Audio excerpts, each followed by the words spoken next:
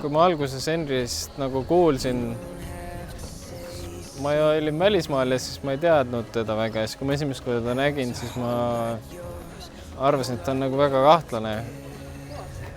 Siis ega ma teda väga tihti ei näinud pärast seda. Siis mingi hetk, kui ma tulin Eestisse tagasi, siis ma hakkasin teda rohkem nägema. Siis ta oli ikka väga kahtlane minu jaoks alguses, aga siis ma sain aru, et ta on tegelikult päris normaalne. Mul on hea meel, et nad on Rainaga koos ja Rasmus on muidugi super nagu vend.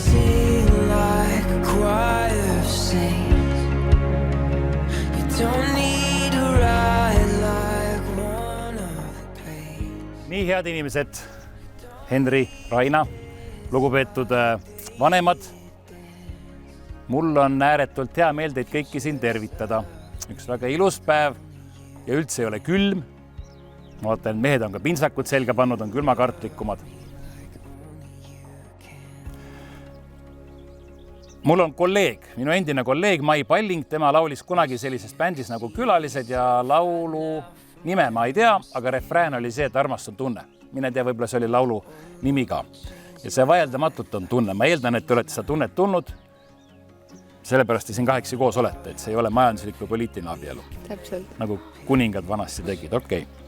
Ja küllap kuulajad on seda samamoodi tundnud, et see on üks väga kihvt ja lahe tunne ja kui see sulle peale tuleb, siis läheb pea natuke segaseks ja siis, kui sa oma kallimat näed, siis sa ei oska midagi õigesti öelda ja süda hakkab hirmus kiiresti lööma, näost lähed punaseks ja kaif on põhimõtteliselt. Ja see on üks ilus tunne ja see on hea. Aga ma peaks nüüd ütlema, et armastus ei ole ainult tunne. Et see on tuhin, mis peale tuleb. Aga armastus on tegelikult midagi enamat. Armastus on otsus, mida te siis teete, see on igapäevane otsus. Iga päev saab otsustada. Iga päev saab õige otsuse teha ja võib-olla mitte nii õige. Seda tunnet forsseeritakse igal pool siin meie ühiskonnas ja näiteks seebiooperid väidavad, et tohutu kirg on kogu aeg. See on siis Gabriel ja Maria. Enamus seebiooperid, välja arvatud Õnne 13, seal ei ole midagi. Seal ei ole kirge.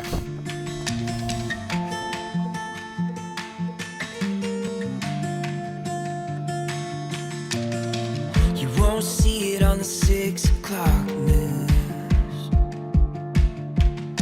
Oi, tere, kaamera. Me oleme siin Rainast väiksed mälestusi rääkimas. Raina, kas sa mäletad, kuidas me Napoleoni sõda mängisime? Raina, kas sa mäletad, kuidas me käisime Hispaania nurgapoes Bacardi priisereid ostmas?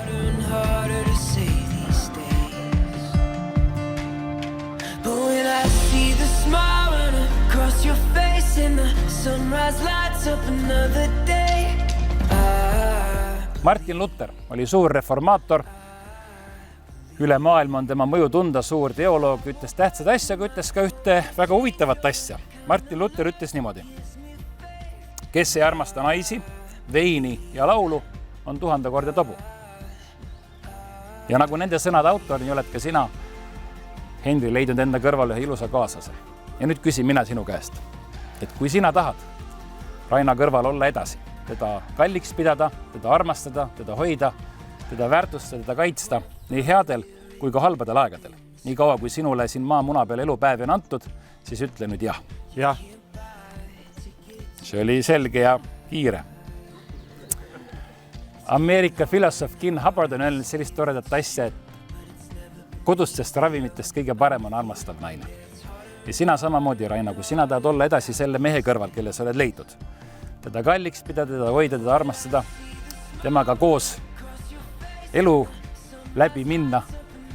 Ja kui sa tahad seda teha, nii kaua kui sinul on siin maamuna peal elupäevi antud nii halbadel kui headel aegadel, siis ütle jah. Jah. See oli väga kindel ja selge. Daamid ja härrad, siin on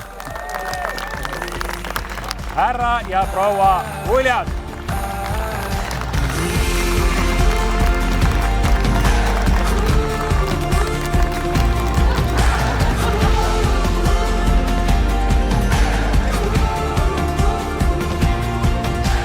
Mis esmane mulje oli see, et üsna sihikindel, teab, kuhu tahab minna ja mis mulle kõige rohkem meeldib, et kokkulepped peavad.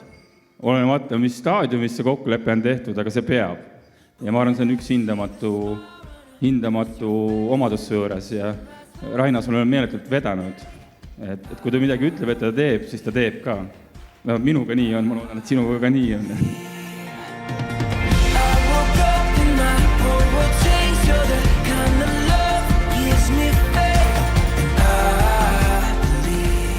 Millest selline mõte, vanaema?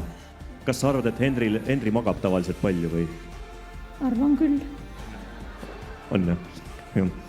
Aga mis kell Raina võiks tõusta tööpäeviti teie tunnetuse järgi? 7. 7. Ja millal Henri võiks ärgata? 7:30. 7:30.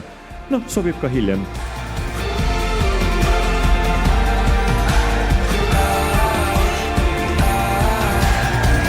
Tänane koosviibimine siin pärast, ütleme, aastat, kus siis ei olnud koosviibimisi, on täitsa mõnus, täitsa selline huvitav tunne on jälle inimeste lähedal olla ja teha kalli ja et igati nagu ägedasti ajastatud üritus. Väga selline emotsionaalne. Vanu sõpru näha üle pika aja.